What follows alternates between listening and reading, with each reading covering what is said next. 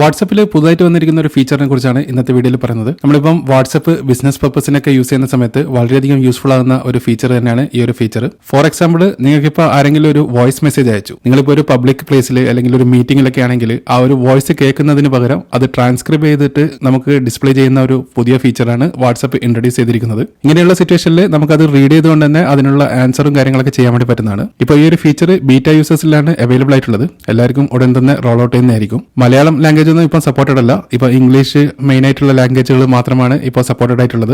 ഉടൻ തന്നെ എല്ലാ ലാംഗ്വേജും വരുമെന്ന് നമുക്ക് പ്രതീക്ഷിക്കാം. വളരെയധികം യൂസ്ഫുൾ ആകുന്ന ഒരു ഫീച്ചർ ആയിട്ടാണ് എനിക്ക് തോന്നിയത്. വൺസ് ഈ ഒരു ഫീച്ചർ നിങ്ങൾക്ക് കിട്ടിയതാണെങ്കിൽ ഈ ഒരു ഫീച്ചർ എനേബിൾ ചെയ്യാൻ വേണ്ടിയിട്ട് വാട്സാപ്പിന്റെ സെറ്റിംഗ്സിലേക്ക് പോകുക, ചാറ്റ്സിൽ ക്ലിക്ക് ചെയ്യുക. ഇവിടെ നിങ്ങൾക്ക് വോയിസ് മെസ്സേജ് ട്രാൻസ്ക്രിപ്ഷൻ എന്ന് പറഞ്ഞിട്ടുള്ള ഓപ്ഷൻ ഉണ്ട്. അത് ജസ്റ്റ് ഒന്ന് എനേബിൾ ചെയ്യുക. ഇവിടെ ചൂസ് ലാംഗ്വേജ് എന്ന് കാണിക്കുന്നുണ്ട്, ക്ലിക്ക് ചെയ്യുക. ഞാൻ ഇവിടെ ഇംഗ്ലീഷ് ഇന്ത്യ എന്നുള്ള രീതിയിൽ കൊടുത്തു. ഇനിയിപ്പോൾ ഒരു വോയിസ് മെസ്സേജ് ഇംഗ്ലീഷിൽ വന്നാണെങ്കിൽ അതിന്റെ ഒരു ട്രാൻസ്ക്രിപ്റ്റ് വേർഷന് വാട്സാപ്പിൽ കാണിക്കുന്നതായിരിക്കും. നല്ല യൂസ്ഫുൾ ആയിട്ടുള്ള ഒരു ഫീച്ചറാണ്.